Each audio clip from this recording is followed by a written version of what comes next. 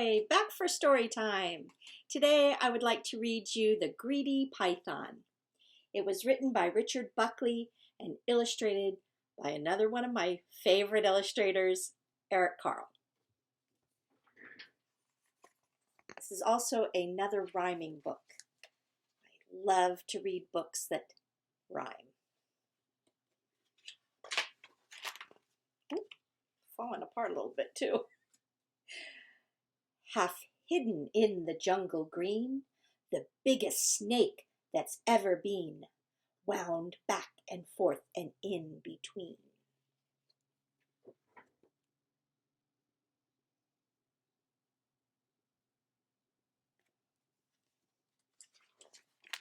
The giant snake was very strong and very, very, very long.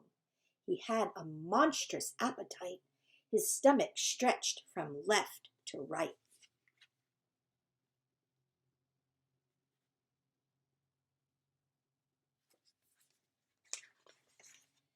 He quickly gobbled in one bite whatever creature came in sight.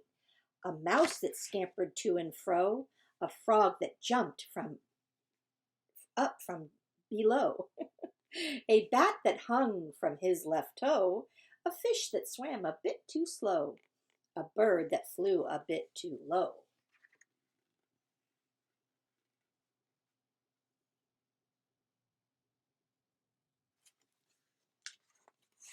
A porcupine still half asleep, a monkey who was in mid-leap.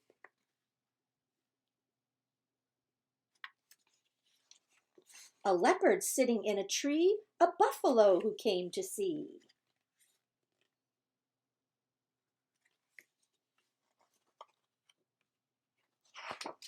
An elephant, complete with trunk, was swallowed in a single chunk. "I'm far too big to eat," he cried. "Oh, no, you're not," the snake replied. At last the python's meal was done, and he lay resting in the sun. The animals inside his skin were making quite a dreadful din. "Look how big and lumpy that snake is now, full of all those animals rumbling inside him." And when they all began to kick, the snake began to feel quite sick.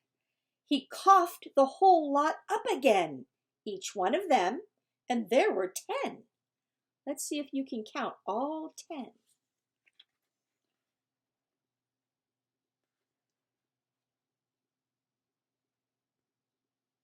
Are you done counting?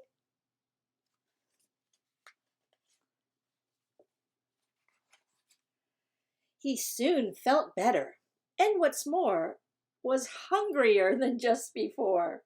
He hadn't learned a single thing. His greed was quite astonishing.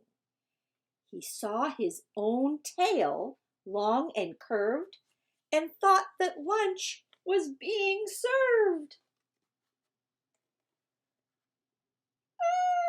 Can you believe that? He closed his jaws on his own rear, then swallowed hard and disappeared.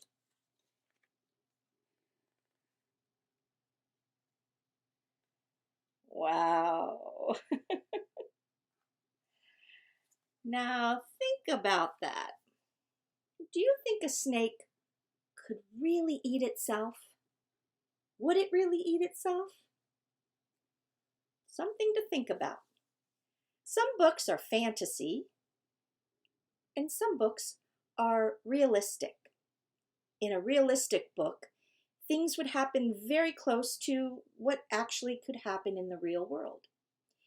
And so I'm not going to tell you which way to think about this book, fantasy or reality. Let that be your decision. Have a great day, and I'll see you next time. Bye-bye.